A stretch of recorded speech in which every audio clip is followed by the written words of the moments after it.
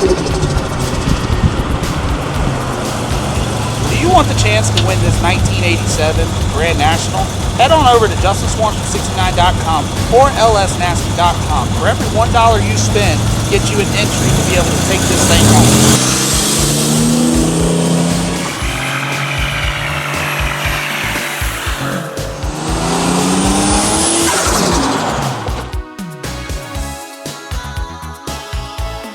Welcome back to another video.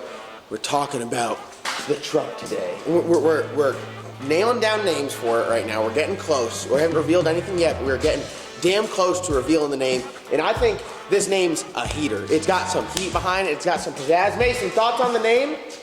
I love it. Love it? We love it. All right, so what are we doing with this thing? For those of you guys that haven't checked out the past few videos, you probably live under a rock or you don't have internet. Sorry about that. But hey, you're here now. This is our chariot to reset the hydraulic roller LS record. It's an S10, it's a step side. It is, we're sending a quest out to build the world's lightest S10, and I think we're starting off pretty strong. So now that we've got the chassis, and it's pretty good, we're gonna make some changes to it. 90% sure we're just gonna do a strut front end on it. So for what that means is, we're just gonna lop all this stuff off right here, the frame and the factory style suspension, and then it's gone, and then it's gonna have the same front end as Slick Rick, where it just has like a tube that comes out, a tube that comes across, and the strut, the shock, and the spindle are all built into one. It's pro mod shit, but it frees up a lot of room, and it's light, and it's simpler. And that's what we're going for. The record. Before, when we set the record, we set it when we were running LDR, and we just happened to go that fast, and the quest of the hydraulic roller stuff just kind of grew. But now, there's no rules, because we just got to go and set the record. So we're just going to build whatever we want to build.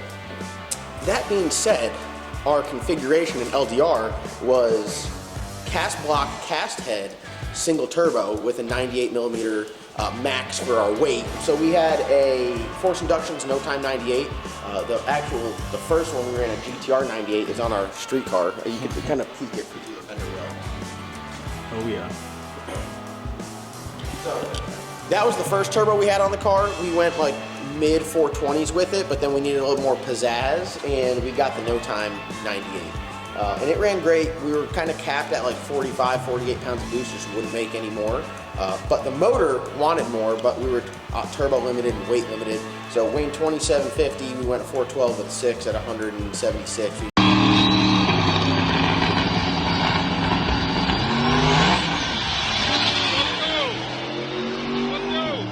I'm motherfucking 12, boy. Then 178, 180, but we never really put it all together. So this dealio, same exact motor. We're actually going to pick it up, so check out tomorrow's video when we go to pick up the disassembled motor from TCAM Performance, all the machine work's done. So we're going to pick that up. So it's just cast block, cast head, hydraulic roller, Johnson lifter. We're not running a belt drive, we're going to run a double roller timing chain. Like when you slap the stuff in there, it's going to look like, you know, any other LS motor. No crazy race shit. You're going to be like, oh, that's wild that it goes that fast. And yes, it is going to be wild. But for boost, we're doing something completely different. We're doing twin turbos. So I'm a big single turbo guy. I've always run the single turbo. The single 98, single 114.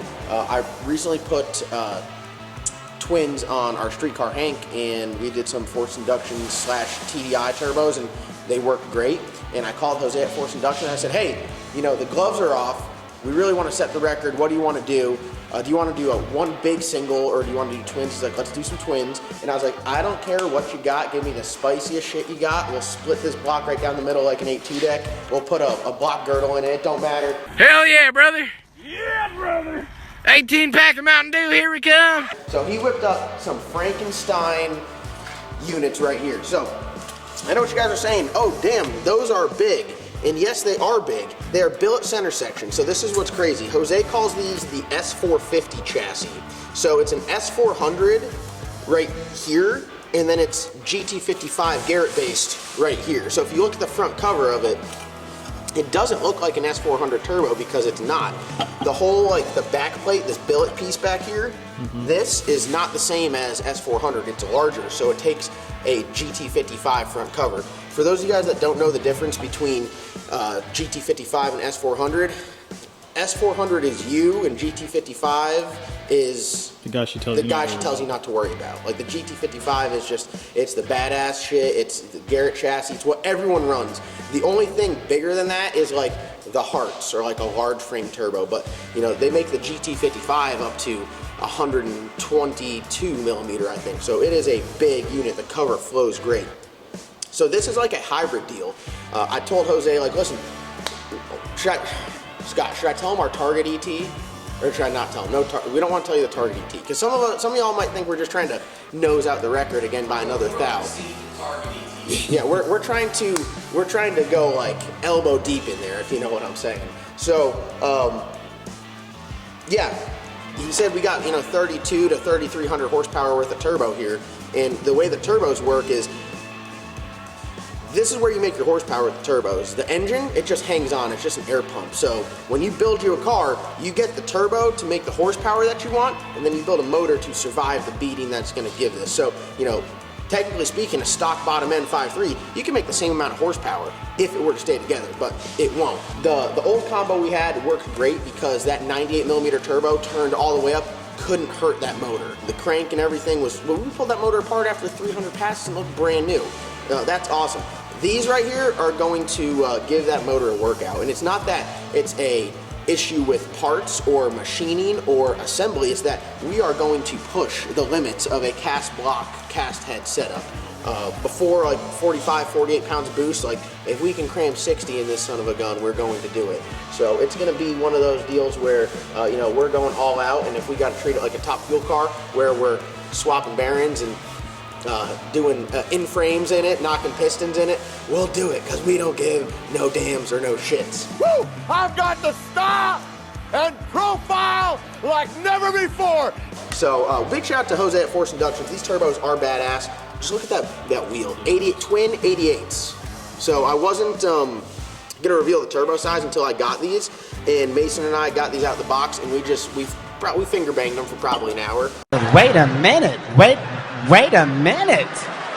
You know, they have a few revolutions on it already. Just, I mean, look at this. Get the top down view. Look at this. Dual ball bearing, billet center section, and they're lightweight too. They're like 39 pounds a piece. So with packaging on this, it's looking like they're going to be going way back yonder.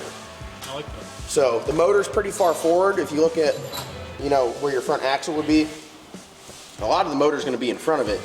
So we're going to put the turbos as far back, try to get our weight ballast right, but dude, two badass units. We got the transmission here. It's a Mickey 2-speed 400. We have to put an external dump on it, and then we should be good to go. Reed case, 148 first gear, 2-speed standard stuff, very similar to the transmission that we have in the Black Sheep. That's just a 140 first gear. We're gonna be running a Circle D converter. Got to get a carbon drive shaft, but you know, as far as when we get this motor and assembled and everything, we take the car down Matt Ryan, where it's going to be setting stuff in there, hanging the turbos, and then it's going to be go time. Everything that we've learned from the past, we're putting on this truck, and I hope it's badass. So, well, I know it'll be badass. So I'm excited. Lots of boosts coming your way, and Nasty Racing, you know, once known as LS Nasty, coming right back to the top of the LS game. But to be the man, you gotta beat the man, and I'm saying, woo, right here. So if you guys are excited about this, go down, give that video a thumbs up. Be sure to go over to lsnasty.com where you can get entered to win our Grand National. We're giving away that beauty right there. So you guys can win that. Every dollar you spend gets entered to win. Or you can go to JustinSwanstrom69.com and pick up any of his merchandise. You could also win that as well.